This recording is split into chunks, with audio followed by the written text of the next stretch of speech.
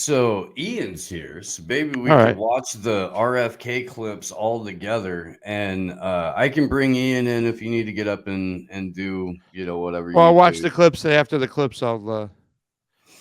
But ladies and gentlemen, friend of the show, journalist, author, researcher, uh, low key comedian,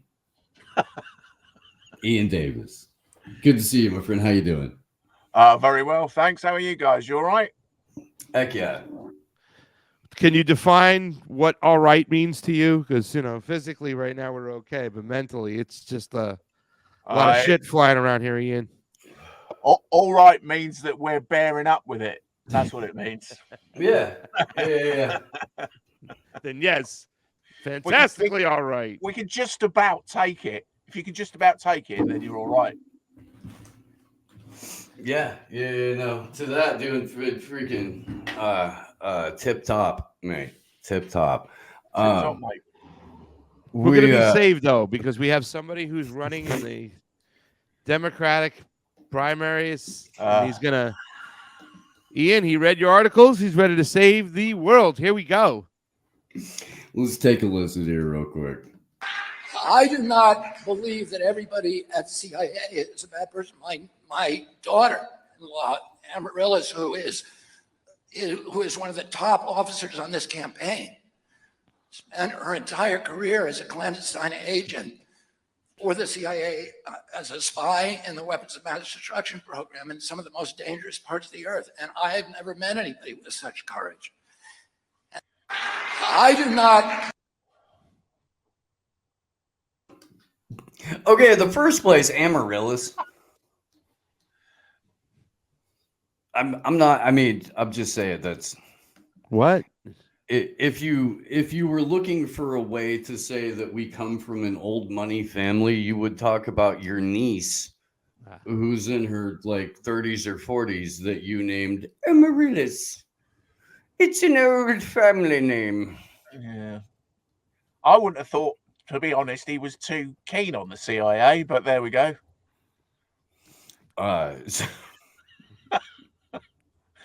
Given his family history, I mean, there are good cops, bad cops, good people who work for bad law departments, good people who work for bad spying agencies like the CIA. That, you know what I'm saying? Once been inside the inside, can get a good look and understanding what's really going on, and give you proper ways to combat it once they've decided to step outside the bubble.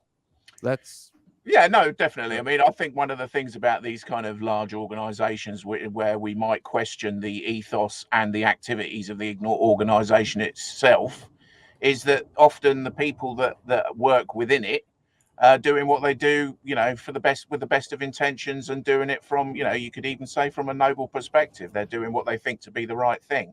Unfortunately, large organizations like that can be corrupted with a few. You don't need everyone doesn't need to be in on it for the organization itself to be corrupt. Yeah. And at what point, though, I think I have more of a criticism for people like Tulsi Gabbard who are still in the military. It's like, all right, I think well enough, damn well, that the situation and what's going on in the military is the people who are controlling it, they're not using it as a force of good.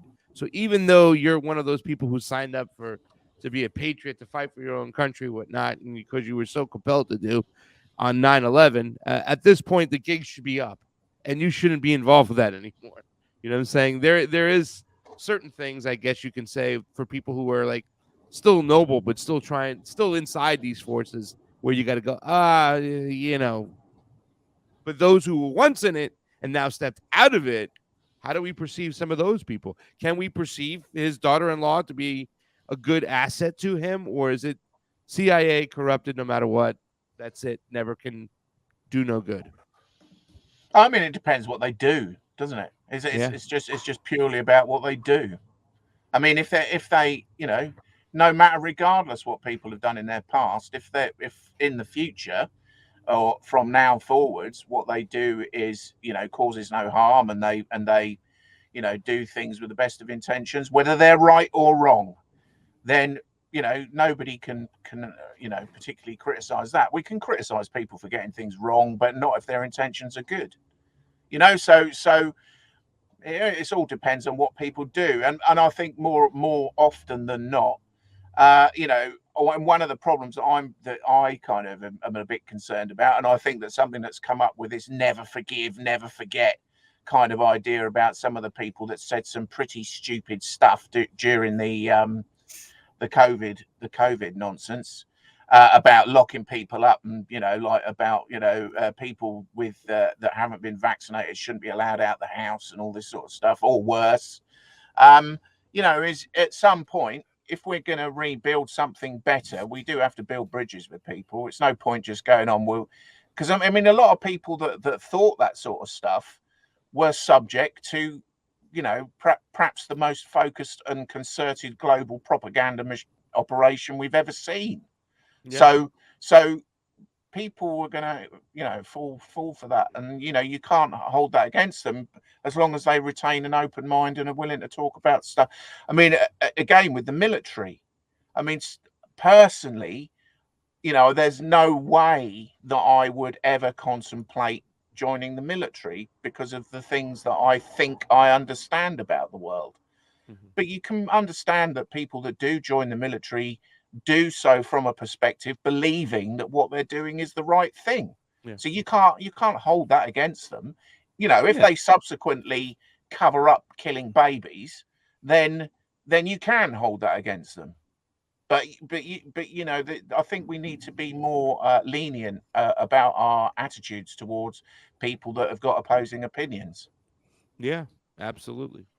So I've done a lot of volunteer work over the years at like different VAs and with a handful of different vets groups. I was part of a growers collective in California that supplied to a veterans collective because there was a whole, well, I mean, like one of Adam Kokesh's big things for a number of years has always been like, hey, we should, you know, definitely let vets smoke more weed. And so, I've been able to, you know, have a lot of conversations with a lot of different guys at a lot of different levels that have been in the shit in various different places all over the Arctic Basin. And it's one of those things where I feel this across the board.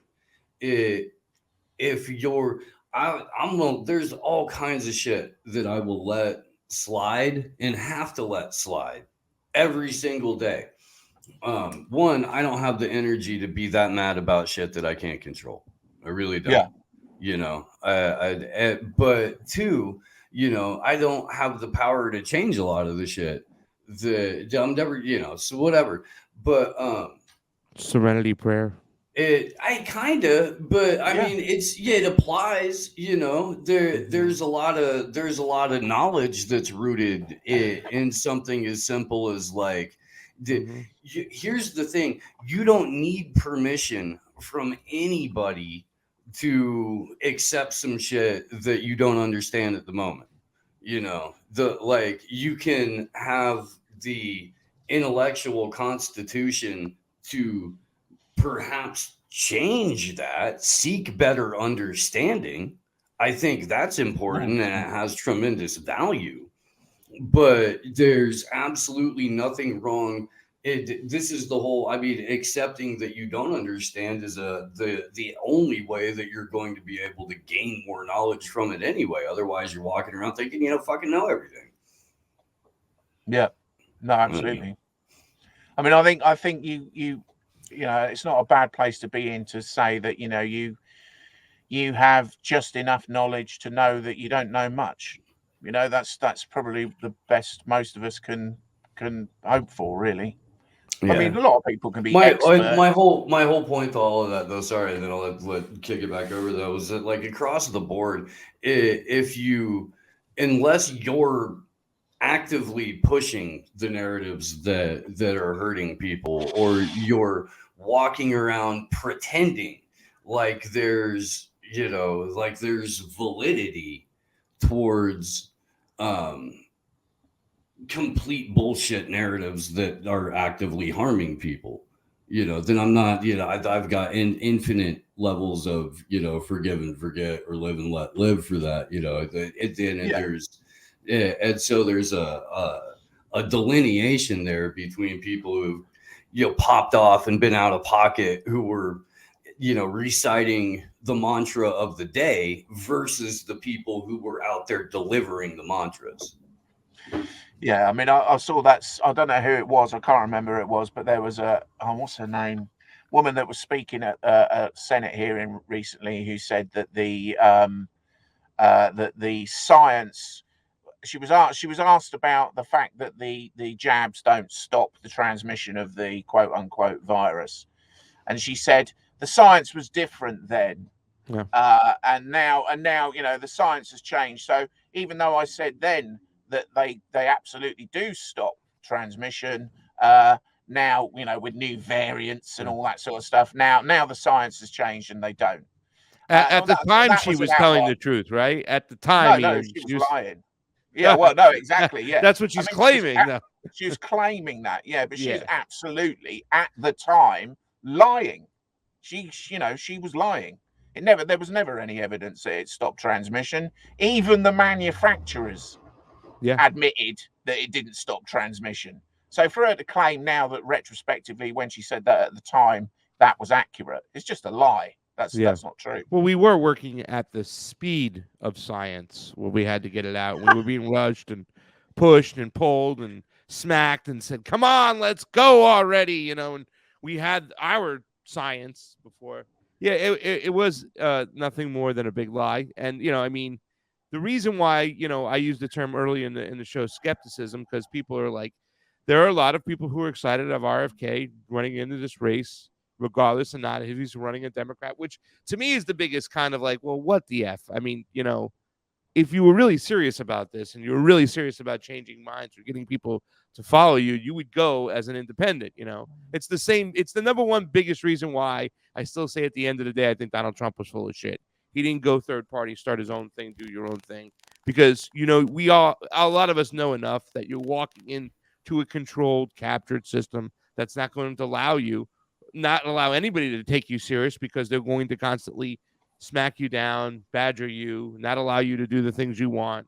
You're gonna exist within their ecosystem.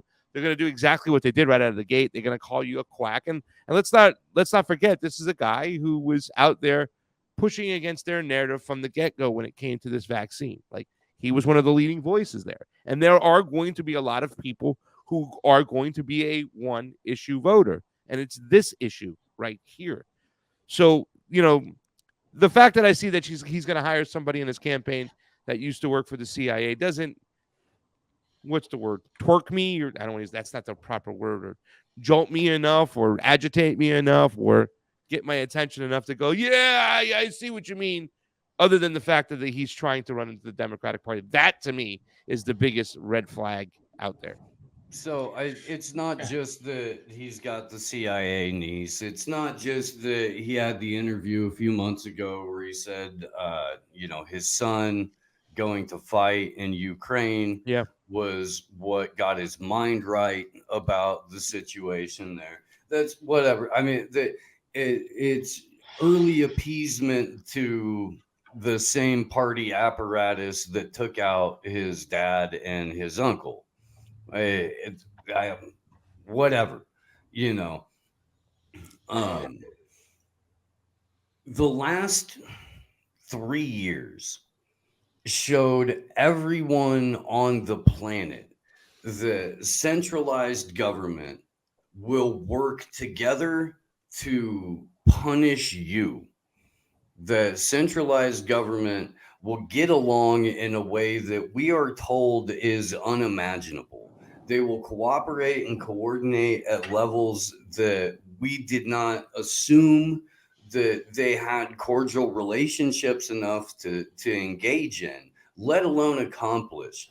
That there's no level of surveillance, of propaganda, of mind-breaking psychological tactics they will not stoop to get us to succumb to whatever the whim of the day is. However, the people who are most outspoken about this are supposed to now go through that exact same system, that especially in this case, one that's left a pile of relatives stack of kinfolk behind you, that is not somehow part of the counter narrative. Like, I mean, dude, everyone in the chat, everyone who's ever watched this show should be jumping our shit every single day if we're not at least questioning that RFK as a candidate isn't part of the counter narrative.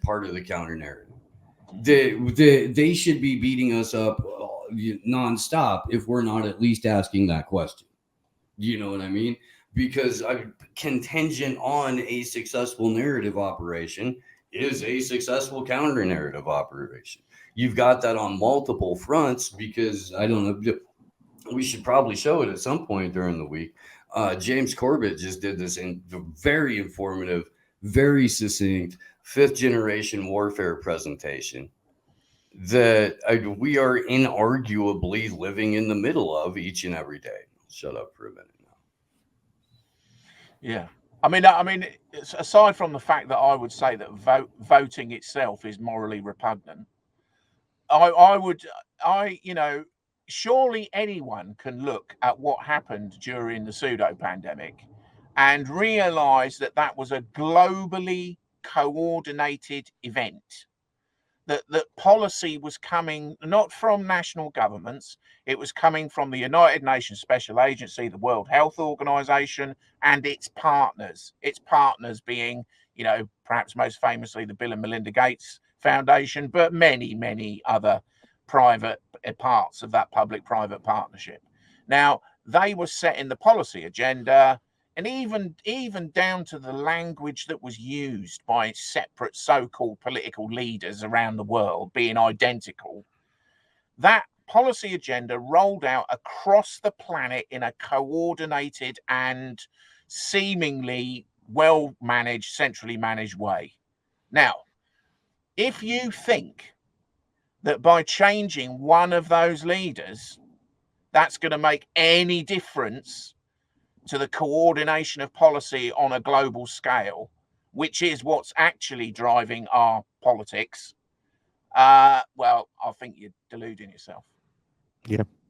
I don't think I think there's a lot of people too who just want a different element added to the discussion, right? Like, that this person's not going to win and not going to allow him to hold a position where he can have real power and make the changes that he wants. But can he bring the discussion of what we witnessed during the pseudo pandemic to more into more in the light, and look back and see the situations when, there was complete capture, there was complete control, there was a chance to get us locked down completely, and what happened, and what to look forward to in the future. I think there are people who are excited about that more than anything. That will have this on the discussion. Yeah. That will be brought to the table. That discussion. This is why at least that's what I am. A motivating thing for me to focus more than on solutions, because I am under zero obligation to cater to somebody else's self-indulgent fantasies. Do you know what I mean? Like, and at that point, this is what sucks about the business that we're in, because there's a ton of us that were right early. And a lot of the people that were right early don't give a fuck about what's happening next. Don't care. Just don't care. Have already got enough shit figured out or straight, or don't even believe half the shit they're saying in the first place. So what they're going to do is use the next entire year and a half to give themselves a big old pat on the back. Take a nice big victory lap with all of the minutes of their show talking about how they were right and how they knew this and how they did that. And I was saying this and me, I. And that's what everybody's fucking bullshit show is going to become for the next fucking year and a half, while everybody does this self-flagellation ritual and the technocratic tyranny creeps forward and the slaughter continues. And the people continue to go hungry in places all over the world. But hey, that time you were right on the internet, give yourself a fucking 6-month pat on the back for it. I would hope that it's not going to be about taking victory laps and saying hey, look at me, I was right. I deserve my trophy, and I deserve my plaque. Instead, let's just hope that some people out there use that time to say, hey, I was right that time because of X, Y, and Z. Let's take a look and make sure that this doesn't happen again moving forward, or recognize it why it happened in the first place. Like I said, there were certain things like people like, well, why were you so hesitant against the jab right out of the gate when vaccines came around? Well, I can say, well, I was hanging with the right people who kind of warned me about these things.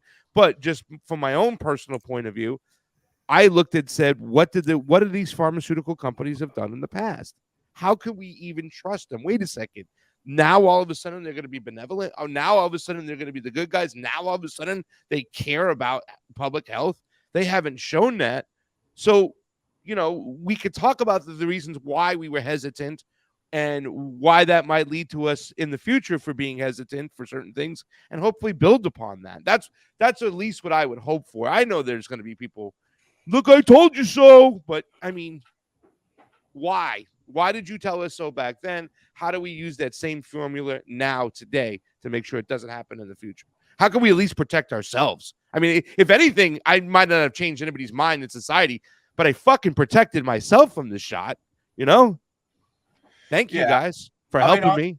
I think the way we generally protect ourselves as individuals, if you like, if we protect, is by understanding and accepting that the responsibility for discerning the truth about any information we are given by anyone from any source is ours. Yeah. It's our responsibility, not your neighbors, not the media's, not anybody, not a scientist. It's yours. It's it's your individual responsibility to decide for yourself whether or not you think what you are told is plausible. You can't disown that responsibility. You can't give it away and say, oh, well, I mean, although we are subject to propaganda, the problem is many people around the world don't know it or don't seem to accept it. They don't seem to appreciate the extent of the propaganda that we are fed. Now, until you get your head around that, I mean, obviously understanding that, once you realize that makes you wary. And once you're wary, then it's easier to be critical about information. And again, this doesn't mean that we'll be right.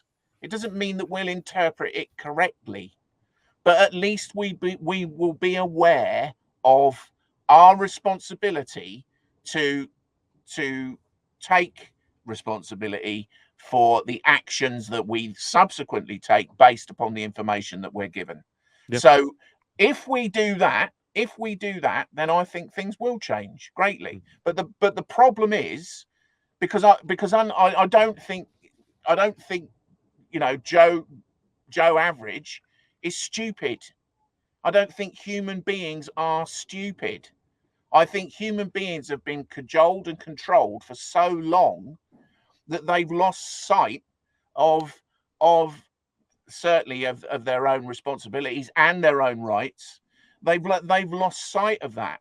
If people can be encouraged to refamiliarize themselves with what it is to be, an adult, intelligent being, then things can change very, very quickly. Yeah.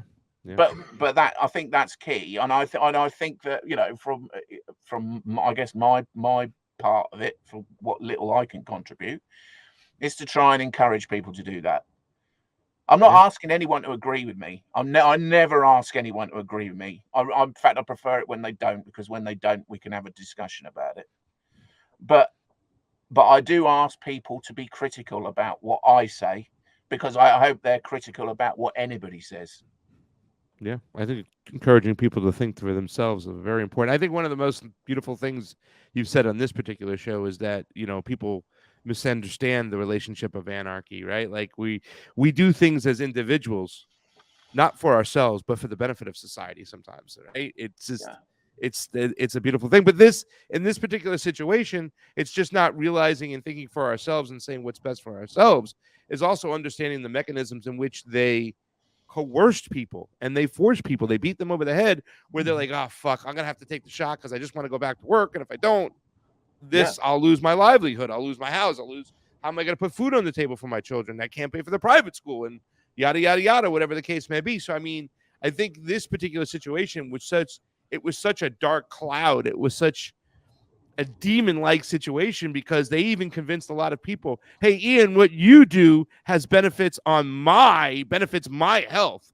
So my health is determined by what you do. So if you don't do your part and take your shot, it affects me. And that mindset of pinning people directly against each other, even for what they do, even for the decisions they make themselves.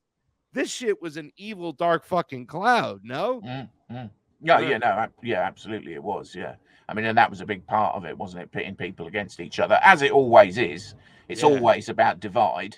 It's always about divide. And the last thing it is ever about is about people coming together, and people making rational decisions for themselves collectively. I mean, they don't want people to do that ever. So, I mean, you can tell because they divide you first. They separate you first. They say, here are the bad guys with the wrong opinions. Now we need to get together. Well, how are you going to do that? You have to convert the people with bad opinions or shun them into such a small minority that they're no longer a part of the conversation. And that's what people are taught. That you have to either beat people over the head into submission to get them to go along with the narrative, or you have to like completely evangelize to people with your, the sword of science behind ye, or whatever it is. Yeah. You know what I mean? And come at people that way. I mean, I think one of the completely ostracized them. Sorry, go ahead. Yeah, no. I mean, I think one of the things about the science that was really interesting, the thing that strikes me is that obviously, science can get very complex very quickly, right? So unless you are a scientist, I mean, not many people will take the time to sit and actually read a science paper. It's not a great read. It's dry old stuff, right? But the point is, anything can be broken down into its basically simple logical components. You don't have to get involved in the minutiae of everything to understand whether or not something makes sense. Now, when they're talking about the science, about the jabs, for example, you don't need to be confused about the science in order to understand that a basic principle of science is debate and questioning and doubt. So when you don't need to know what the specific science about, say, transmission or something like that is, you just need to understand that people expressing doubts is a perfectly reasonable thing to do within the context of science. That's all you need to know. So when somebody tells you, right, this person is a COVID denier because they don't agree. The first thing, if you understand those basic principles of what science is supposed to be, which you don't need to be an expert, anyone can learn that, it should trigger immediately in your head, well, hang on a minute, why are they suppressing him or her? Why don't they want me to know what that person is saying? And that should make you think, well, in that case, I am going to go and find out what that person is saying. For that reason, it doesn't matter that when you do find that person, you listen to them and think, oh no, they're talking rubbish. But the point is, if anybody is trying to ever stop you from accessing information, then you've got to ask why. Yeah. And you are right too. You don't have to get sucked into the finest detail on every single facet to understand that you're being sold. Yeah. You know what I mean? I've talked about this before on the show, but I mean, I recoil the moment I start to feel like somebody's pitching me. Yeah. You know what I mean? And so when I get that from a politician, when I get that from a talking head, when I get it from a scientist or a doctor or whoever, I'm like, no. Yeah. And it could be the most beneficial product on the planet. It could be my salvation, Ian. Yeah, I did, yeah. but if I'm feeling like I'm being sold, I'm just Yeah. I mean, when you think about it, it's quite funny, really, because I mean, 99% of us, right? If we went into a car showroom, we're on our guard, and whatever the salesman or saleswoman tells us, we don't believe it, right? Because we know they're trying to sell us something, right? But we do. And again, similarly, an interesting thing is you talk to most people and they don't trust politicians, right? But they never see. So many people fail to put the two things together. When a politician is selling you a policy, right? That's all they're doing. They're selling you a policy. They're trying to sell you on an idea, which is just the same as a car salesperson trying to sell you a car. It's the same, right? Yeah. So why wouldn't you be equally on your guard and skeptical about that? But no, people jump on the bandwagon and start waving flags and following it all, and just like, it's like saying, I really like Nissan, or I really like Toyota, or I really like Chrysler, or whatever. You just, it's just, I don't get it myself. I mean, it seems pretty pointless to me. And I'll tell you what, Ian, I like Toyotas. I do. But I'm not going to go invade my neighbor for one. I'm certainly not going to disassociate myself from my family if they are not Toyota owners. I also don't think that somebody else's Toyota is going to make me a Toyota owner or make me sick if I don't have one. I mean, these are all things that I've been, and it's just, it's why I can still like I can still like the thing. I just don't have to build my lifestyle around it. And I think that this is something that people have been told they need to do where it comes to political ideology, or where it comes to how they feel about an experimental drug being shot into society to see what happens. Yeah.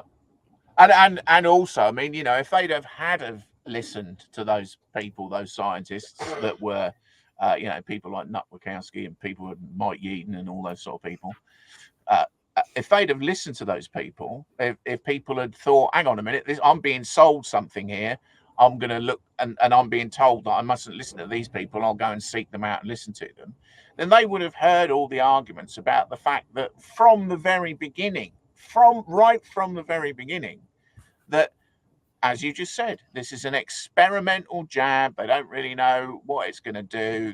The research for it, they haven't completed any clinical trials. I mean, these are facts. They're not like kind of theories about whether or not they'd finished. No, they haven't finished any trials. You can actually go and see. You can go and read the trial documentation, and it says no results posted because they haven't done them yet, right? So. But it amazed me, I think, at the time when you would show this kind of stuff to people, and they would just say, no, that's not it. That's not true because the CNBC or somebody said that's not true. I said, I know what they're telling you, but this is the actual trial documentation, right?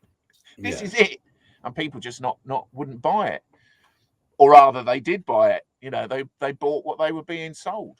And I think the same thing now with the danger, I think, that with, I mean, as you know, Steve, I mean, I wouldn't jump on any political bandwagon, but even for people that do jump on that political bandwagon, as you guys were saying earlier, this is going to roll on and on and on, and there'll be a debate about, who was right and who was wrong, and then there'll be a debate about, who lied, and then there'll probably be some sort of Senate hearing, and then they'll all be. Meanwhile, while all of that is going on, the international health regulation amendments are going through, the WHO's pandemic preparedness treaties going through, all of that's going on. CBDC's being rolled out.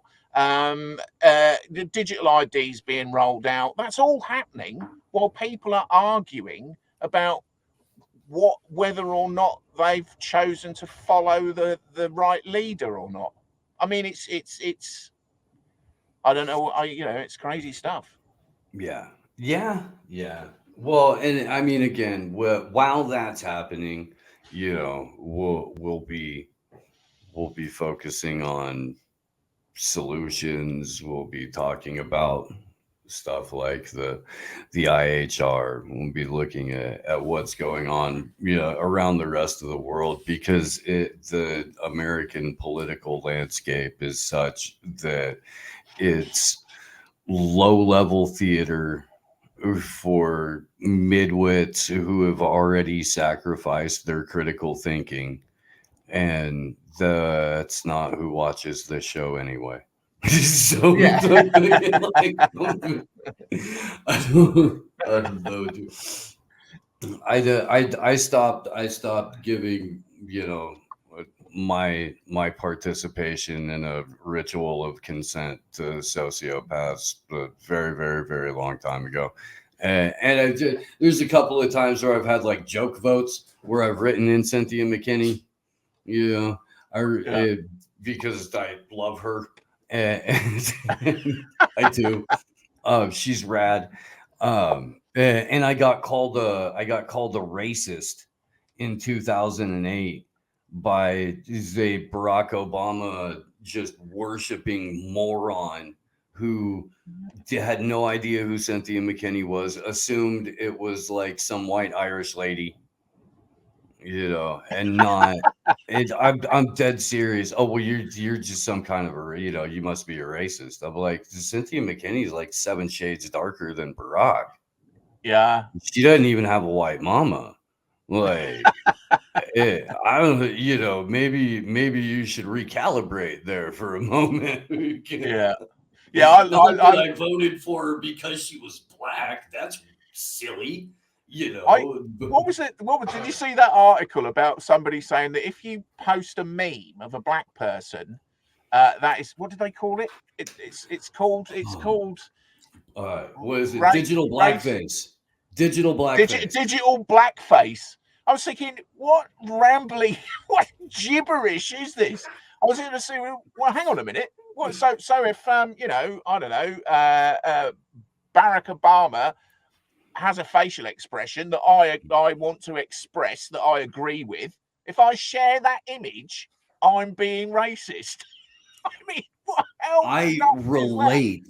I have found that out of all of the available images or GIFs in existence, this one I relate to in such a way that I find such a connection in this moment that I feel like I should share it because it demonstrates that's digital black. No, it's not. In the first place, digital blackface is pretending to be a black person online. That's what that means. That's the only thing that means. And it would mean the same across the border for if you're pretending to be any freaking, race, religion, whatever. That's digital fill in the blank face. All right. You're pretending to be some for people to jump on it like that. I swear to God, and this isn't like, well, I know black people and I asked it. No, dude, you can scroll the hashtag digital blackface and it's a fuck ton of black people going, this is the most retarded shit I have ever heard in my entire life. What the fuck, son? Yeah. Yeah, I mean, and also, I mean, it's the idea that, I mean, I thought about it because I was so stunned by it. I was just like, what? And I thought about it. So I thought, hang on a minute, this is really insidious stuff when you think about it, because I'm sharing a meme of someone from a different ethnicity because I relate to the emotion they're expressing, to their experience, to whatever it might be, right? That meme is portraying, right? So I'm sharing stuff across the ethnic divide because there's I recognize there's a commonality of humanity there, right? But no, if you share that, right, then that means that you're racist. So you're introducing something. You're introducing racism into something which is about the universality of the human experience. So you're introducing a division into it deliberately, and then writing articles about it and printing it in the mainstream media and trying to get people to believe it, of all races. Because you want those moments where the wine drunk Facebook moms are all self-policing everyone in their local groups for, who's not being morally, racially, whatever, the pure. And then they want more manufactured division in a community. Like I've seen this shit happen. When there's an app called Nextdoor that is nothing but a snitch app, and I used to work at a liquor store in this little mountain town, Boulder Creek, California, and it was a community hub. And the liquor stores where people swear to God, dude, people hanging out in front of it all day, people selling drugs in the back of it, freaking all that kind of shit, dude, just whatever. And people would always come through and gossip, and man, the extent to which oh fuck, sorry, here, hang on, I'm gonna get thrown off, so you're gonna have to remind me where I was by the time I finish fixing this camera thing. Yeah, no worries, mate. Sorry. You're in the liquor store, right? And the extent to which people, I think, was the last. Oh shit! You talking about generally what some people over here. I don't know whether is this a American thing. I don't know, called Karens. The kind of curtain twitching, accusatory. Follow the tram lines, otherwise you're insane. Lobby that exists pretty much everywhere, I think. Yeah, we would watch these Nextdoor fights play out in real time in the liquor store, like in people in line. You would hear people gossip and bitch about their next door experience. Somebody would walk in and it would, you'd hear a record skip because everybody because it's a little teeny tiny town. And so I feel like these apps are just created, and these situations are forced on people as sort of stress tests to create a desired response. And because of the cultural conditioning, because of SSRIs, because of all of the propaganda, people are acting the way that they're supposed to, and that's unfortunate. Yeah, I mean, we actually had some propaganda during the lockdowns in the UK, where the government said, "Act like you've got it," right? Act like you've got it. So basically, just say pretend that you've got COVID or whatever, And that was, I mean, I agree with you. I think a lot of this stuff is put out as what they call trial balloons, isn't it? You just float an idea out there, or something that's preposterous. You just whack it out there, and then watch. People like 77. We got this unit of the British Army called 77th Brigade in the UK. That are online information warfare experts, right? So and who have it's now openly admitted that no, actually they are directing their activities against the British public, right? So it's not just about foreign interference or foreign actors, it's about surveilling the British population. I mean, we've got some legislation coming through at the moment, which is, linked to the online safety bill, which is out and out draconian state surveillance. Whether or not it'll go through, who knows yet? But I mean, there's a lot of opposition against it, and fingers crossed that it won't go through. But that opposition is notably absent in Parliament. The opposition's coming from outside of Parliament. So, Yeah. and it's coming from the, it's coming from the tech companies and so forth, but it's also coming from concerned people that are saying, well, why is the government spying on us? What's that all about? But my point is, they put out these things, these trial balloons, like something like as ridiculous as that, like pretend that you've got COVID, right? And then watch the mayhem and see where all the lines of communication goes. How do people react to it? So they're constantly tailoring their policy packages so that they can think, right, well, that's too far, so we'll pull back a bit and then we'll put something else out that's a bit more, if we're going to say something like that, we need to hide it. It's all part of rolling out the policy agenda, because sooner or later, if you have got a nefarious policy agenda, such as the World Health Organization's pandemic preparedness treaty or whatever, you're going to have to present that openly to the public. At some point, you're going to have to present that to the public. So you want to make sure that you've got, that the legislation is solidified and in place so that there's not really anything they can do about it when you do present it to them, but also that you know how to present it to them. So that's why you need to set out these trial balloons and see how people react, and so you can shape it all. And that's all they're doing. That's what organisations like 77th Brigade are trained to do. I mean, that's what they openly state that they are doing. So there's a Department of Memetic Warfare in the U.S. Army. Yeah. I mean, there was that Ghost in the Machine PSYOP division video that we played a couple of times on the show here. A number of other people have played it on their show. We were talking about this exact thing, Ian, with Kurt Metzger yesterday in terms of the robot cops, where the city of San Francisco was like, we've got the robot cop with a bomb. We're not going to attach guns to it. Don't worry. It's only going to come in with bombs. And then they were like, people they had to explain, oh, well, no, it's actually a flashbang or incendiary or whatever.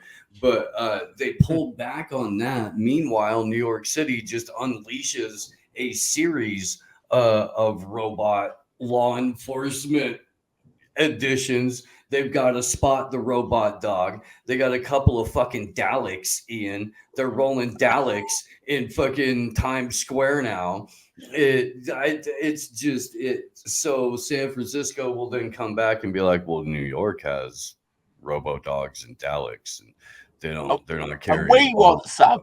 It's only right. Robot lives matter, right? They don't have bombs. Robot lives matter.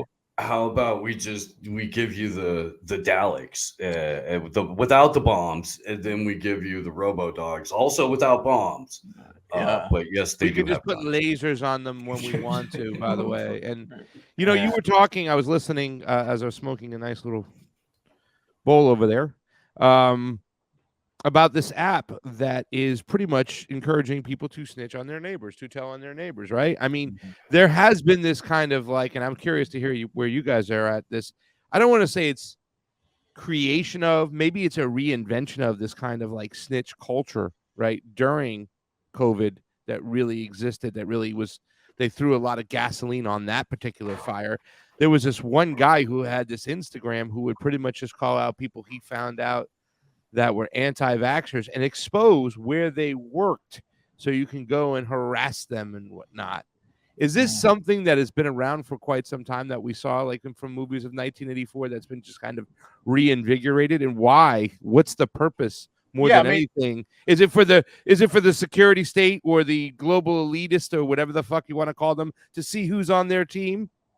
Yeah, I mean, we've seen it a lot throughout history. I mean, if you look at East Germany after the Second World War, we got the Stasi. I mean, that's exactly what that's what they were. They were masters at that, trying to get the population to police itself through propaganda, of course. Because if you can convince enough people that your policy platform is the only one that makes any sense, and that anybody that opposes it is somehow dangerous, then if enough people go along with that and they're in the community, then you've got a willing population of helpers who will do your dirty work for you. And you certainly didn't want to get taken by the Stasi, because you probably would never be seen again. So that happens all the time. I mean, I think we've got a very similar situation in the Ukraine with the SBU. The SBU are just, a similar kind of dark intelligence and policing, secret police that are going around. I mean, shoot to the extent of shooting politicians in broad daylight in the middle of the capital. I mean, that's pretty, I mean, that's pretty heavy stuff, isn't it? So, I mean, I think it's not like, I think we sometimes think that we've assigned things like the Stasi to the annals of history, but we haven't, because we just see, as you just pointed out, we've just been discussing, they're just trying to get it going again. Exactly the same thing. If you go, you can go back through interwebs history, and there's action for Assange vigils, where I think it was even one of the it was I think it was Pilger, but the statistic was, and we brought it up a number of times on the vigils, brought it up a number of times on Slow News Day with various guests at the early part of the lockdown, especially as Gavin Newsom was rolling out his little snitch app, his own private, snitch army, the track trace army. We're going to go around and see who's got it, who doesn't, and all that kind of stuff. The statistic was 10% of the German population at the height of the Stasi was informing on their neighbors. And so we were saying at the time, the people who created it, who ran it, who were handling people in the Stasi would look at what's going on right now and go, fuck, I didn't know you could do that. Yeah. Look at those numbers. Can you believe it? We got rookie numbers, and the historical precedent for it in terms of history, fairly recent, but the framework for it absolutely never went away. And thanks to Operation Paperclip, it went directly into the CIA and MI6 and a number of other intelligence services. And with the help of our good friends at Unit 8200, we've been able to, as an intelligence apparatus and the Five Eyes, incorporate not just the kind of spyware and tools that would make the Stasi go,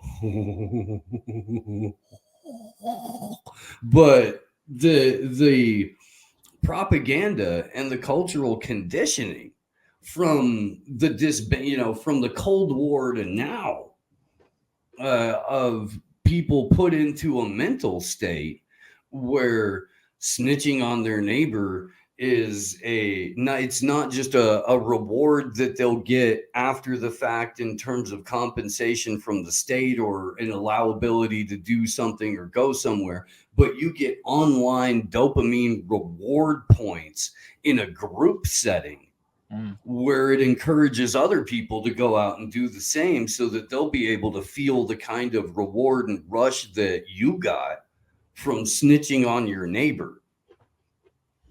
Yeah. And I think the as you were just saying, I mean, the really dangerous situation we're now in terms of people's behaviors and people's willingness to, I mean, some people would say as a matter of principle that you don't dob in a fellow citizen to the state, right? So some people would say that as a matter of principle, but many won't. So if you're in a situation where people believe what they're doing is the right thing, even though, and I would say that they would need to check in with themselves about that. So do you really feel comfortable about accusing somebody else of something and potentially causing their life misery, causing them misery? Do you really feel comfortable about that? If some people do, then fair enough. But if you add to that they believe that what they're doing is the right thing, which I think is the case in East Germany in the post-war period, there were enough people there that thought what they were doing was the moral choice. It was the right thing to do. if you're in that space, then you don't know the wrong and the harm that you are causing. So if you combine that now with modern technology, which enables you to spread out that kind of propaganda to everybody in society, and especially young people, then you can, I mean, as you were saying, Steve, I mean, the leaders of the Stasi would look at that with envy and just think, wow, look at what you can do now. They had 10%. We can convert that into 30%, 40% with the aid of modern technology, which of course then leads us into the argument that the state is making, that therefore, because this is so powerful, we need to police it. Of course, what that means is then you add, on top of the propaganda, you add control and censorship. So you're making that even more powerful for the state to control people and control what they think and control what they say. So this is a dangerous time, I would suggest. We're on the precipice of moving towards a society that nobody wants. And the sad thing is, genuinely nobody wants that society, but millions and millions and millions of people, I don't know what the percentages are, but millions and millions of people are walking into that society without realizing what they are supporting and what they are enabling. And that's the worry. Yeah, because then this goes back to Nazi propaganda. One of my favorite quotes from Leni Riefenstahl, who said the films were effective because the soft void in the middle was just sort of willing to go along with whatever the intelligentsia of the day and academia of the day was saying, because they knew that questions were treason. And as long as you understood that questions are treason, you've got a whole middle that could turn the tide in any situation, that is going to make sure that they go along to get along. Yeah. And we can't continue to do that. I mean, I've mentioned to you guys before that we're going to have to face up to some inconvenience and live our lives in a more kind of conscious way, I think, if we are actually going to resist this, because it's no point just a few of us doing it. It needs to be a lot of us doing it. So that's, I think, how do we get to that space? I mean, how do we go? I mean, obviously, by putting out shows like this, the hope is that will reach out to more people, and gradually, there will be a groundswell of people that are kind of living their lives anymore. Steve alluded to it yesterday. Just start your own parallel society right now. Just start doing it. Build it, and they'll come. Right. Well, show them another way, and then they'll matriculate towards it. What I've been saying was just kind of echoing what Gerald Salente said on the show, which was, there's a handful of people that already get it.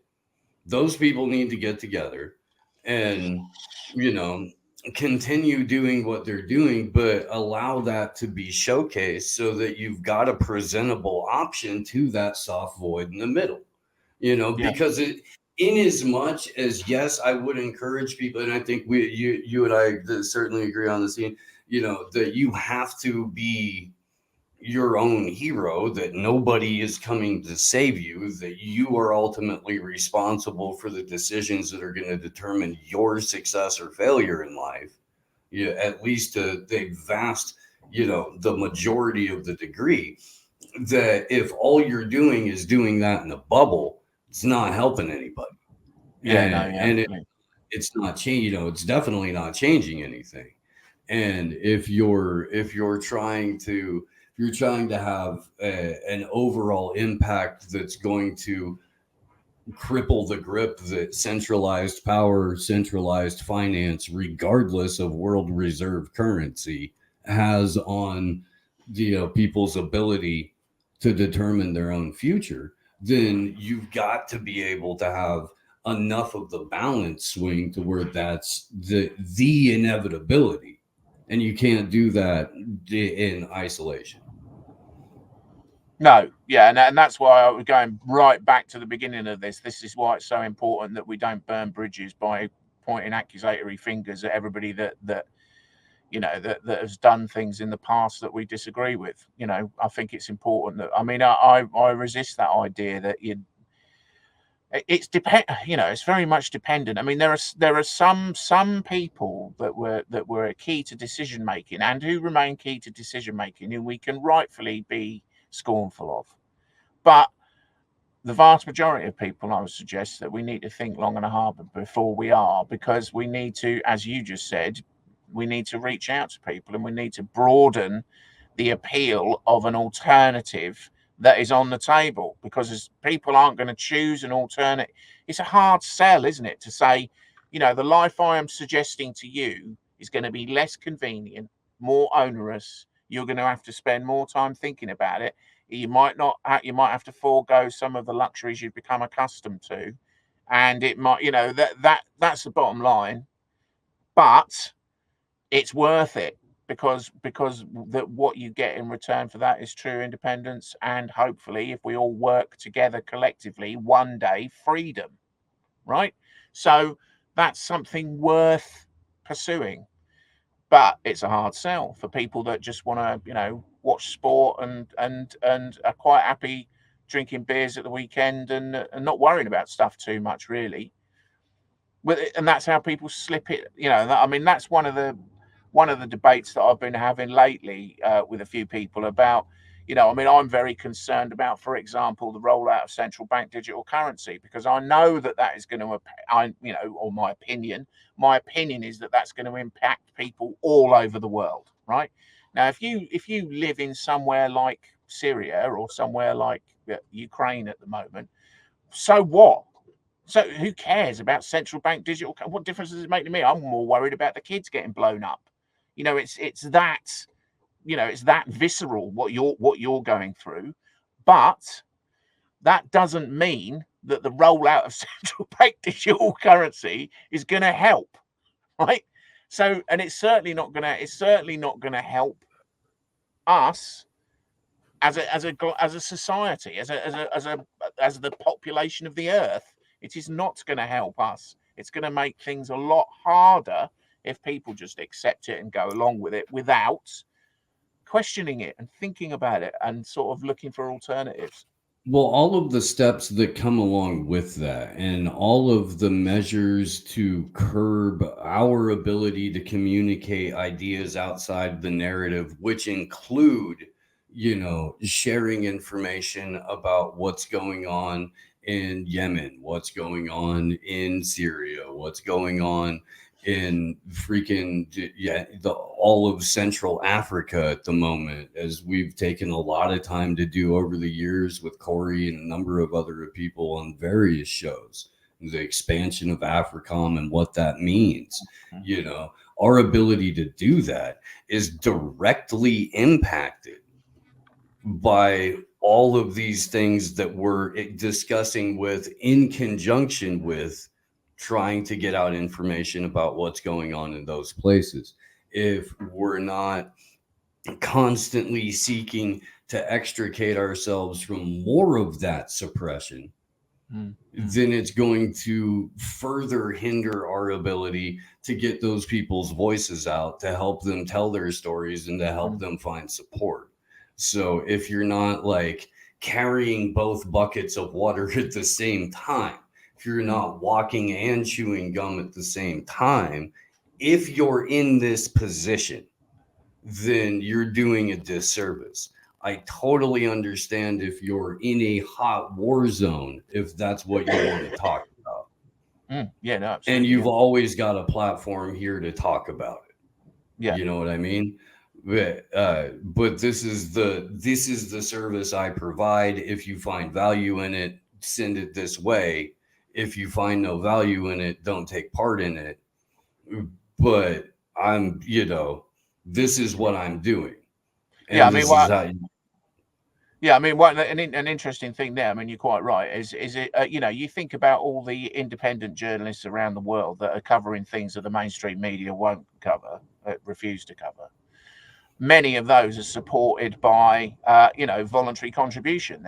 They're supported by through different platforms. They're supported through the support of people like you and I that might choose to, support their work, so that they can continue to report from, the information from war zones that otherwise nobody would see. Certainly not in the West. The mainstream media are not going to cover those issues. So in a CBDC world, that will be impossible. It just won't happen, because you won't be able to support them. They'll just switch it off. So, I think there is, it's not as if it won't have an impact on places where it will certainly have an impact on those people's ability to be able to get information out. And I mean, because it's part of, I think, the most oppressive and draconian control system humanity's ever seen. I mean, I don't think people have got any kind of perception really of what this portends. It is absolute slavery. And that is what CBDC is about. And it's not as if the people that are behind it, like Bo Lai and Augustin Carstens and people like this and Mark Carney, haven't been open about it and haven't described exactly what they will be able to do with it. I mean, Bo Lai was saying about, being able to Bo Lai was talking about, who's deputy director of the IMF at the moment, but former head of the Chinese Central Bank. He was saying, openly discussing, that you could tie it to food programs. So they're talking about, if you don't have use the right money in the right way and don't have your digital ID, you won't have access to food programs. Food. Yeah.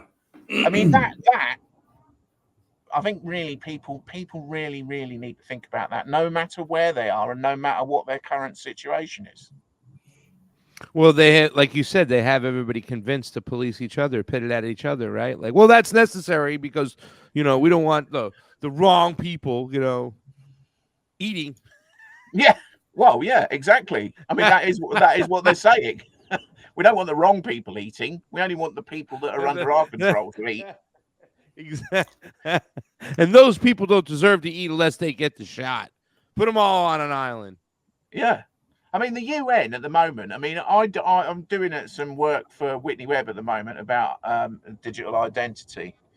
And I've been looking at some documents from ID 2020 which it's a global public-private partnership that's going to roll out digital identity for SDG 16.9, Sustainable Development Goal 16.9.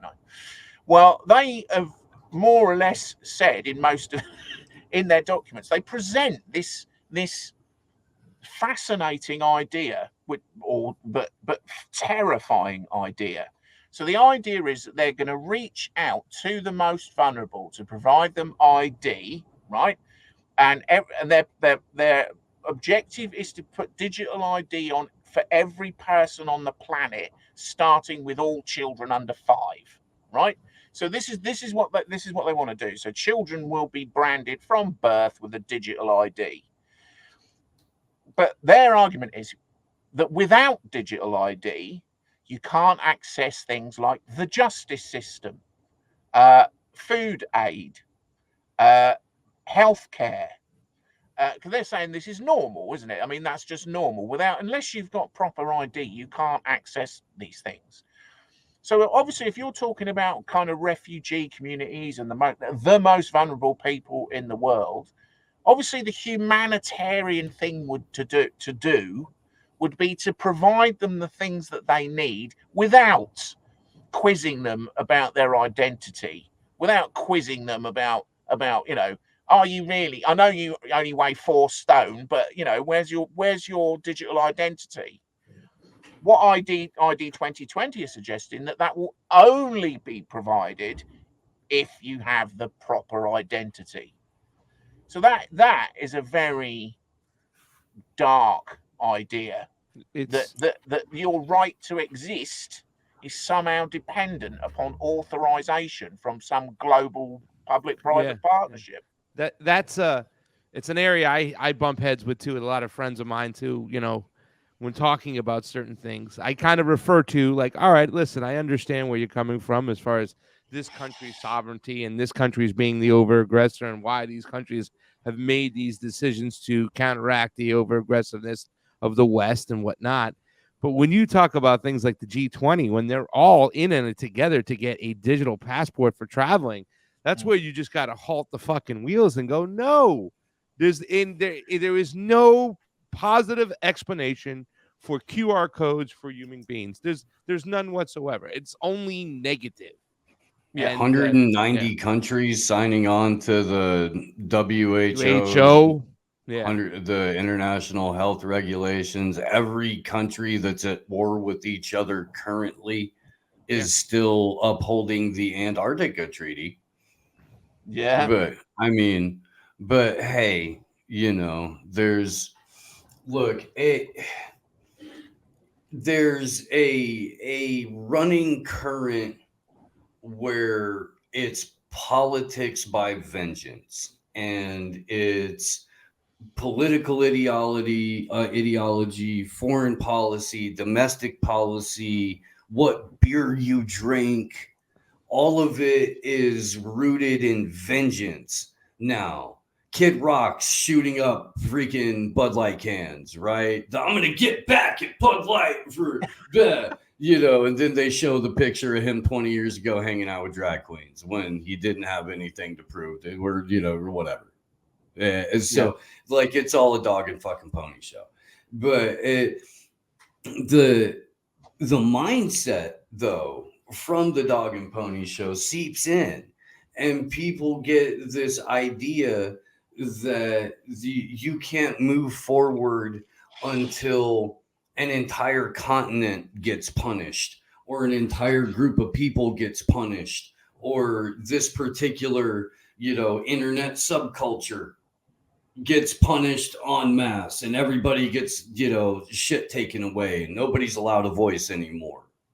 And that somehow people losing things and being, you know, en masse tortured or punished is how you collectively move forward into some sort of utopia. And I'm not sure how to get across that a vengeance-based mindset is probably not going to encourage anything other than mass acceptance of a complete authoritarian use of monopolized violence. Yeah. Well, I mean, I think you've explained it very well. I think you have just got that across. We'll see in about 20 minutes when I get called an asshole. That's yeah. That goes with the territory, doesn't it? I mean, people, you know, I do kind of despair that one of the things that kind of always amuses me about when people critique an article, for example, is that they'll say, you didn't mention this, right? You missed this bit out. You didn't mention this. Why didn't you mention that? Are you hiding something? Right? And you try to think, well, the article's not about that. It's about something else.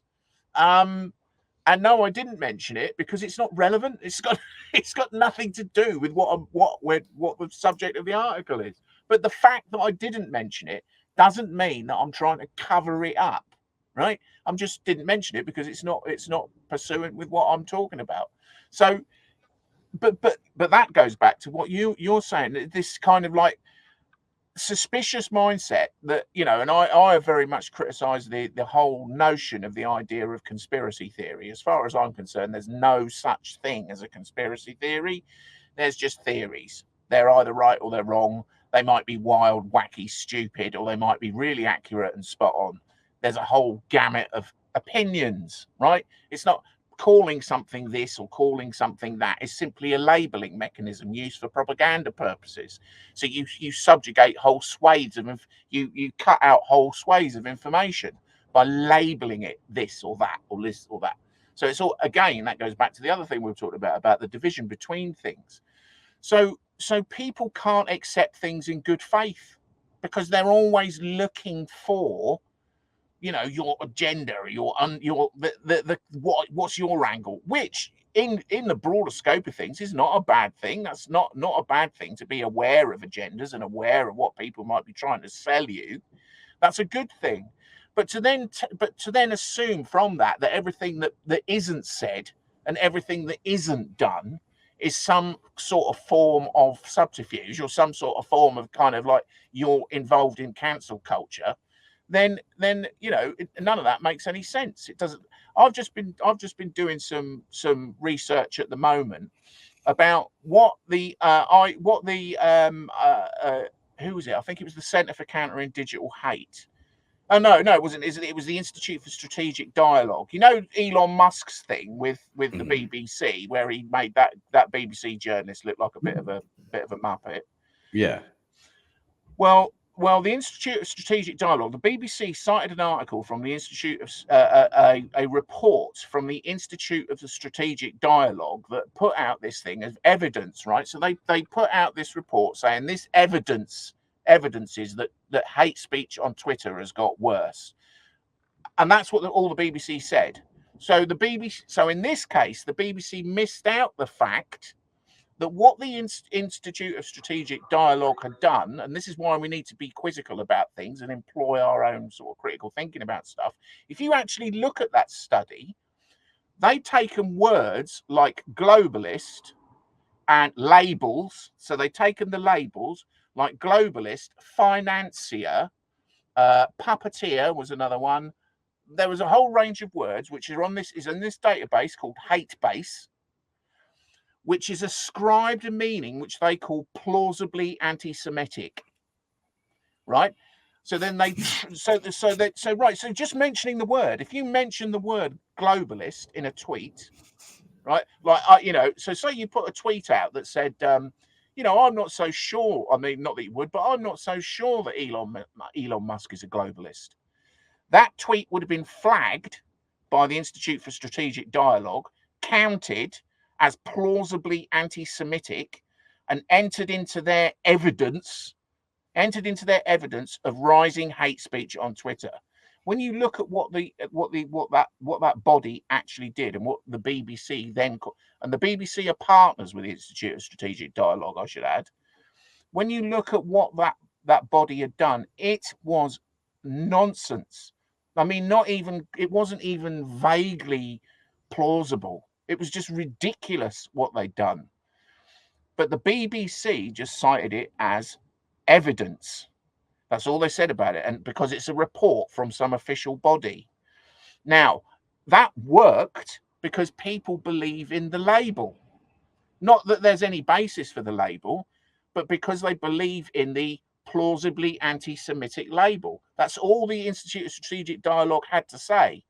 We have decided that this is plausibly anti-Semitic, and therefore it is, and therefore it's cited across the mainstream media as evidence of something. But unless you apply some critical thinking and look at that, you're not going to know. You're not going to know the difference. You're not going to know that you are being lied to.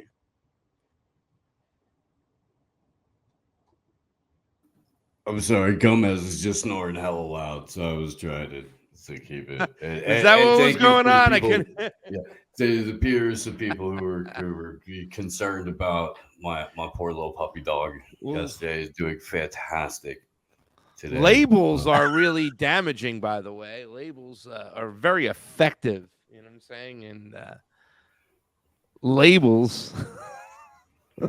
Yeah. I don't know. For me, labels right now are a trigger when I hear certain things. Like, the term that the label that was used the most in the United States, it seemed during the COVID time, was Nazi. All of a sudden, everybody became fucking Nazis. You know what I'm saying? Fascist. Well, yeah. I mean, the thing is that, people don't understand the definition of what a fascist is, right? They equate fascism with racism now, when the actual definition of fascism was corporatism. You know what I'm saying? It was like, hello guys, you're getting them mixed up. You're actually supporting a fascist party in the Democratic Party, not pointing the finger at other fascists. You got to bring a dictionary now to all the rallies to make sure. So when they say they're doing a speech, you got to go, hold on. It says right here. Yeah. Good article, by the way, about Musk. We had it up. I was looking at it today. What were your thoughts on Oh, I mean, I know you kind of went, the Musk. He's a, Musk. well, he's he's so closely linked to the CIA. It's unbelievable, isn't it? I mean, he's to say he's got a good working relationship with the CIA would be putting it mildly. But I mean, but he's, again, this is, I guess, an important thing. I suspect Musk's, the idea of someone being controlled opposition or not. I think Musk has been put out there for people to follow, right? And so Musk is making all the right noises. But if you look at what Musk actually does, all of it is towards the sort of transhumanist chips in your brain agenda. So it's not like he's actually fighting against the rollout of what is, the digital panopticon that is fast approaching. But nonetheless, that doesn't mean that he can't occasionally make good points. So he quite accurately defined in that interview, free speech. Just purely saying that, free speech means anything. It's when people you don't like say things you don't like. Right. So I thought, that's reasonable. That's a fair definition of free speech. But I mean, but the actual kind of, I kind of wonder what the purpose for that encounter was. Was it to make gain Musk, trust? Yeah, was it to gain some trust in what Musk is doing? And because Musk wants to make Twitter the everything app, he wants to make it like the in WeChat, WeChat, or in Ukraine they've got a thing called the RIIA, the RIA. I don't know how they pronounce it, but RIA. And that's got things in like one of the plugins. It's a platform that you can plug modules in, APK that you can plug modules into that are designed by vendors. So the vendors kind of create the modules that go into the RIA app. And one of them is called Know Your Enemy or something, or Enemy Finder or something like that. So members of the Ukrainian public can spy, going back to what we were talking about, the Stasi, members of the Ukrainian public can spy on Russian troop movements and report that back to the Ukrainian military. And it's all on their app. I can just take a snap and go, there's one, and just report it back.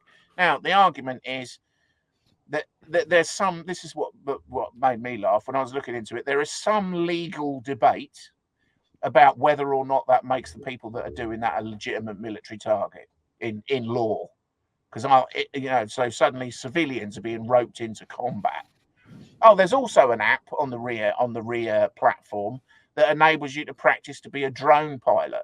So this is getting the public, just in case they need to pilot a drone. They could put it on the resume, Ian. You know, like chef, cook, waiter, drone pilot on the side. Exactly. Other skills you can bring to the table here at our restaurant. Yeah. So, but the point is that it doesn't really matter, does it? What the legal debate is about whether or not it makes you a target. If you're tweeting and sending back messages about troop movements from the front line in Ukraine, of course you're a target. I mean, you're a target. It doesn't matter what the law says. You've become a target. Y'all, we are prepared to fight to the last Ukrainian.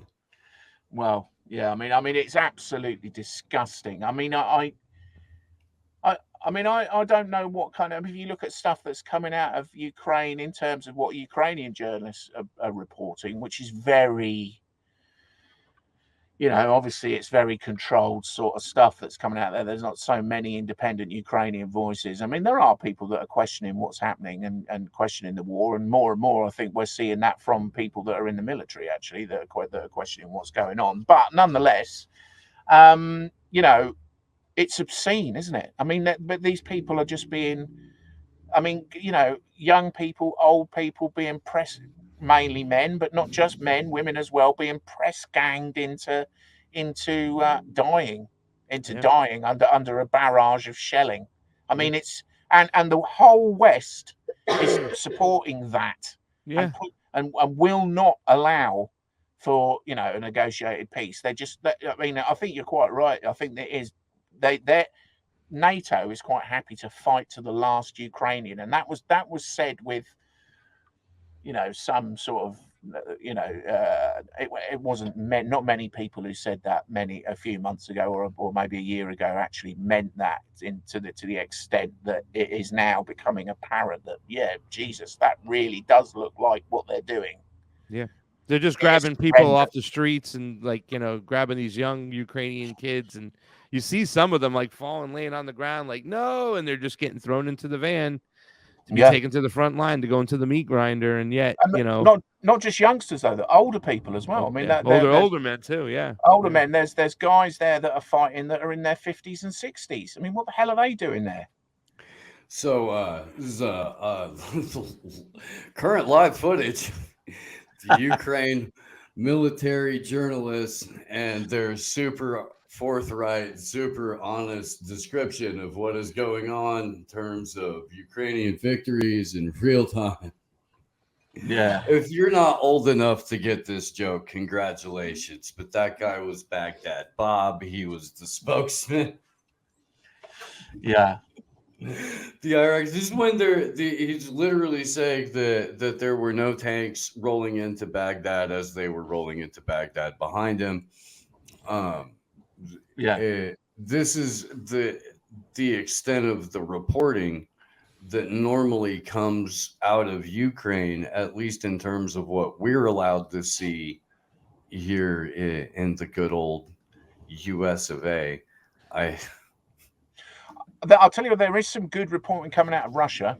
There's some good stuff coming out of Russia. I mean, I think that the perception, perhaps, that we have in the West is that the Russians are all on board with it, and the Russians all agree that it's all going swimmingly.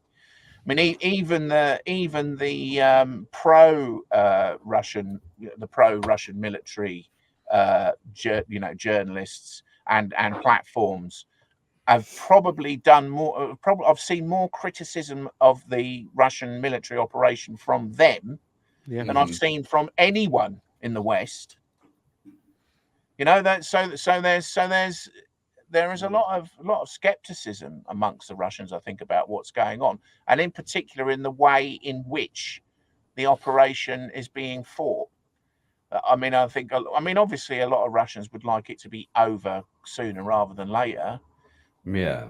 But nonetheless, there's a lot of questions about, the way that the operation's been fought, the peculiar lack of the use of air power, these kind of things that cause many people in Russia to ask questions, and they're speaking about it.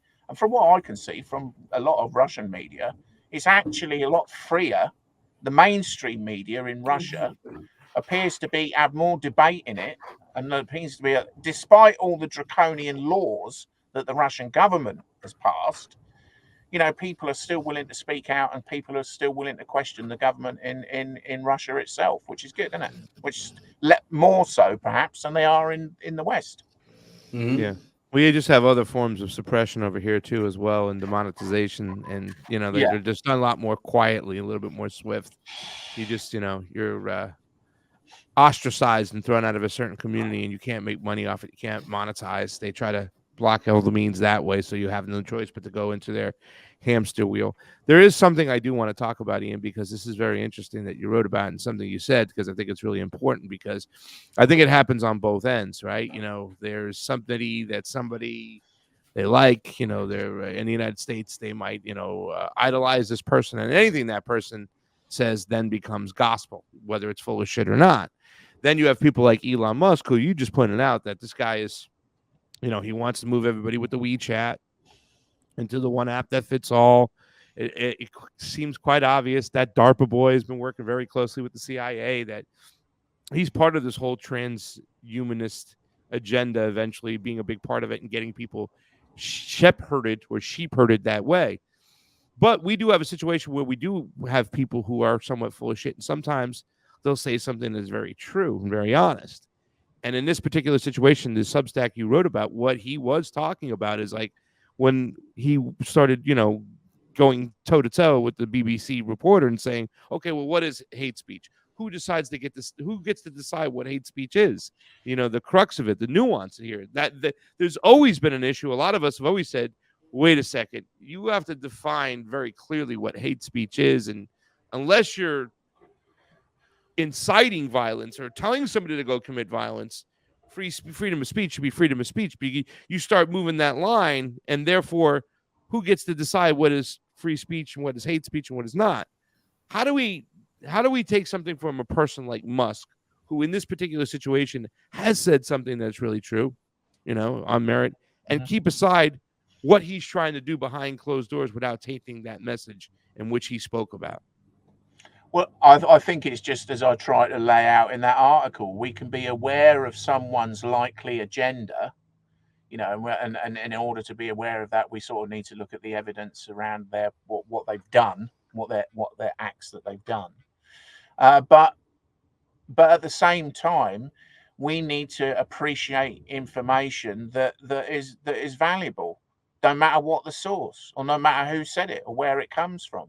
And we can do that because we can take an argument for its own sake. We can take the merit of an argument and be interested, I would suggest, in that debate and interested in that argument without being overly concerned about who's saying what to who. It doesn't really matter. It's about, what is the content of that argument? What is the dialect, you could say, the dialectic value of that argument? Because traditionally, throughout human history, dialectics has been a primary way that we've discovered knowledge. So if we can't, and that's one of the biggest problems with censorship. If you remove whole bodies of information and whole swathes of opinion, then you will inevitably dumb down humanity because the population, because you're removing a really, really important part of the way that we formulate opinions and formulate Absolutely. thoughts. It's removing the ability for people to think for themselves and just listen to be what they're told. And that information is no good. Listen to this, and they just become accustomed to that. And next thing you know, they're never thinking for themselves. I'm not listening to that because so-and-so said it, right? I mean, that's a ridiculous thing to say. I mean, I don't like Musk. I don't like the guy, and I very much suspect his agenda, and I don't like the look of it. I don't like the look of his agenda, but he made some very good points in that conversation with the BBC. So I'm quite happy to talk about that because he made some good points. And I think that, sometimes people get frustrated that, like, okay, now we're having a discussion about this because Elon made this point. Other people were making this fucking point years ago. Yeah. So sometimes we can find frustration in that and go, geez, man, thanks. Now Elon's talking about that, gives the society now permission to fucking talk about it. Whoop-de-doo. We've been talking about who defines hate speech 3 fucking years ago. Exactly. Yeah. You've got to at least acknowledge that there does seem to be a pattern where there's a number of people who do have these conversations. They then slowly move towards a point to where you've got too many normal people having those conversations to where it can no longer be ignored. And then so you've got, okay, well, this is now allowable. This has been incorporated into the allowable parameters of conversation within the mainstream framework. And we watched it happen all throughout COVID. We watched it happen way back in 2000 with the ability to question elections, and then gradually it became more and more okay to now we're pretty much accepted that elections are totally going to be rigged, but a lot of people still go through the ritual anyway because we're brought up, if you're raised on the ritual, it really isn't, it takes a lot to walk away from. It's, part of your cultural conditioning at that point. It's the vessel to get freedom and democracy. I'm gonna grab some quick coffee really quickly, and I'll be right back. I'm gonna have to go, guys, in a bit. Where you got? What are you talking about? We got 3 more hours, Ian. I got a lot more questions. I can stay for about another 10 minutes. That Okay. was just the shoot the shit part. Then we're gonna get into all the questions for the next 2-3 hours. We need to know the meaning of life from Iain Davis over here, man. Well, yeah, and if I He's my had guru. if I had a clue, I'd tell you. Well, you look Let's very do- happy. You got that Let's do beautiful this beard. then, Ian. Right. Let's do this then while you're here for another 10 minutes or so. Let's talk about the UN a little bit.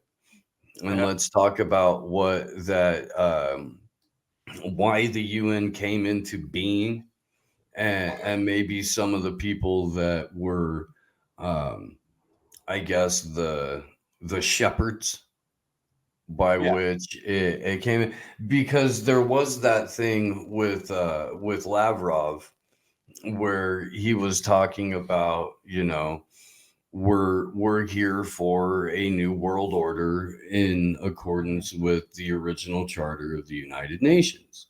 Yeah. And that is being, in my opinion,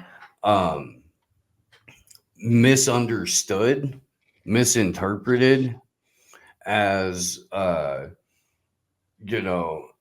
this is it's odd to me that it's being spun the way it is, because the United Nations, if nothing else, was a public private enterprise that incorporated as many nations as they could get in on the scam in order to implement what effectively is a multipolar world order. Yeah. That because of the way that the game has been played, is now being interpreted as the United States, and the United States alone, runs a unipolar death grip scam on the rest of the entire Arctic basin. And I don't think it's that way. No, I don't think Maybe. I don't think it's ever been that way. I think you can look at a transatlantic alliance. I think if you go all the way back to the Rhodes-Milner Group, and you can see that there was a plan there to develop some sort of kind of global governance that they thought. I mean, the term New World Order, I mean, that came from a book written by H.G. Wells of that name, New World Order. I mean, H.G. Wells was very much a socialist who was involved in the to a certain extent was involved in the Russian Revolution. He was making trips over to Russia on behalf of probably the Milner Group and the Rhodes Milner Group, Milner's Kindergarten, and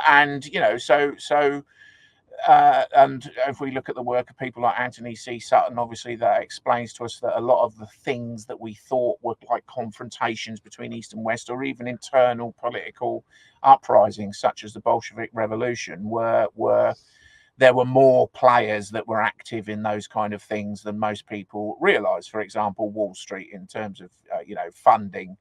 I mean, a lot of people don't realize that when Trotsky was arrested in Canada in 1916, I think, wasn't it, or 1917, when he was going over to Russia, he was arrested with so we're talking 1917. He was arrested with $10,000 worth of gold in his pocket. Now, Trotsky was an unemployed, hard work, or sort of hard to find work, freelance writer.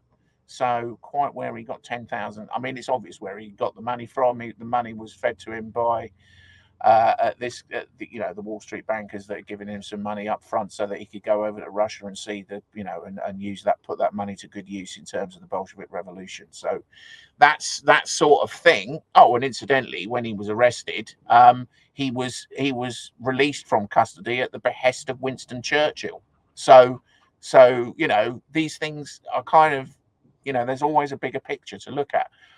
The United Nations, was very much the brainchild, not the brainchild, because there's a lot of political people involved with it, and obviously there was the Second World War, and and obviously a lot of people were seeking for some sort of reconciliation or some sort of stable political basis for the future. But nonetheless, the League of Nations was sort of the administration of the League of Nations was turned into what became the United Nations by the Rockefellers. The Rockefellers were the seed money for that. The Rockefellers was the organization, the Rockefeller Foundation. I mean, even to the extent, obviously, that the Rockefeller building itself, you know, they ceded the ground for the United Nations offices and all that kind of stuff. But that's the kind of surface stuff. What people don't realize is that they created the administrative, the kind of civil service, if you like, underpinning the structure of the United Nations. So it was always a public-private partnership. It was always a partnership between governments and between private philanthropic foundations. And we see that now with like the World Health Organization, which is a UN agency, which is very much run along the lines of a public-private partnership. ID 2020 calls itself a global public-private partnership. It's sustainable development has got GFANs involved with it and all these private banks. The whole thing operates as an organization that runs along a global public-private partnership kind of lines. Now, Lavrov's talking about the UN Charter, and something that is frustrating to me is that people have started, for some reason, people are seeming to suggest that the UN Charter is a venerable document, that there's something good about the UN Charter. There's nothing good about the UN Charter. The UN Charter establishes global governance more or less under the control of the Security Council. There's 5 countries in the Security Council. It's world government by 5 countries. That's what the UN Charter says. I don't know why people are imagining that the UN Charter is somehow useful for humanity. It's the opposite of that. It's being interpreted as the collective West will be punished, and the collective West will be made to pay for their sins, and so or at least that's what I'm seeing. That may not be the overriding sentiment in the country. And I understand that real life isn't, you know, the Twitter isn't real life. I understand that. But I do spend, you know, I look at a lot of Russian language Telegram channels. There's a number of Telegram channels out of the Donbass region that I look at, and I don't necessarily see the overriding sentiment that each and every private citizen in the quote unquote collective West needs to be reduced to some sort of Stone Age peasant in order for the rest of the world to feel like they can move on. However, that does seem to be an overriding sentiment from some of the more like pro Russian military online accounts, you know what I mean, that are somewhat influential in that area. Yeah. I think that, by the way, just to bring a point here too, Ian, is that a lot of times when you hear Lavrov or the Russian Federation refer to UN, it's often to say, guys, these are your rules you're putting up. You're breaking your own rules. They're using it to say that we're abiding more by the humane laws that you refer to all the time through the UN than you are. You know what I'm saying? Like, it's often used in that context. Would you agree or no? I mean, yeah, I would agree if international law meant anything. It doesn't mean anything. International law is broken all the time. Now, if the argument is from the Russians, which it seems to be, that no, international law should be meaningful, international law should be binding, then okay, fair enough. I mean, there are lots of advantages that are being suggested by the quote unquote multipolar world order. I mean, you could potentially foresee less conflict, perhaps. You know, that's one thing that might happen. There's also, you know, that maybe some sort of abiding by international law. But if you're going to empower the UN to do, I mean, the UN do things like you know, facilitate the taking of child trafficking from Haiti. I mean, they do things like massive food for aid program embezzlement and fraud. I mean, that's the nature of the UN. I mean, if you're going to sort of put the UN on some sort of pedestal and say that the UN Charter and everything that it embodies is some sort of venerable document that the world should live by, well, read the Charter. actually get into the charter and read some of the clauses in it, which basically, I mean, people go on about the General Assembly saying, "Now, wouldn't it be great?" The Russians have been going on about the General Assembly, saying, "Wouldn't it be great if there was more involvement in the General Assembly?" And, you know, that countries could step forward and put the General Assembly is meaningless. The General Assembly can't do anything. It's got no power at all. All the power rests in the Security Council. That's it. It's fundraising. It's how you get. Yeah. The same. It's the same kind of thing as going to, you know, going to a high school gym and giving a campaign speech, or Yeah. going and giving a speech to, you know, a room full of college students as part of their lecture series the same year that you're running for office, and you get that nice travertine backdrop, you know, and in some cases you get to bring props, and you get to, you know, and you get your floor time.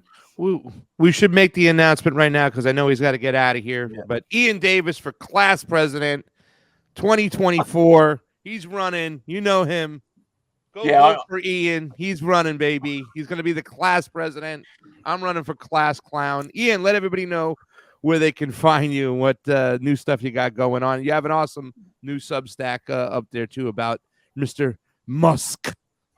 Yeah, no, I'm writing at my Substack now. The stuff that I'm putting on my Substack, I can't remember the URL, but I think it's just Iain Davis. How does the Substack things work? Substack.IainDavis. I don't know how they work, the Substack ones. Yeah, but I also mainly through my website, which is IainDavis.com, and that's spelled IAIN because it's on there. I've bunged it on the bottom. I didn't realise you could do that, by the way, but I've stuck it on there. Yeah, and I'm also lucky enough to be writing for Whitney Webb at Unlimited Hangout. I've got a big piece coming out with Whitney shortly. And also I've been lucky to be invited to write with Geopolitics and Empire and UK Column, which is all original stuff that's not available on my website. And also I'm hopefully got a book coming out shortly, maybe, well, say shortly, at some point in the future. I've got a book coming out that I'm working on as well. So, yeah, it's all good. And thanks very much for inviting me, guys. It's always great to talk to you. I enjoy these conversations very much. Heck yeah. And I do. I thoroughly enjoy the work you do for UK Column, and shout out to all of those guys over there. And then also all of the Off Guardian people, just because people forget about the Off Guardian people. Those guys are bad. Yeah. And by the way, it's IainDavis.substack.com if you guys want to go there. IainDavis.substack.com, guys. Yeah, thanks very much, guys. Have a good one. See you later. Heck yeah, buddy. Take care. Later, buddy.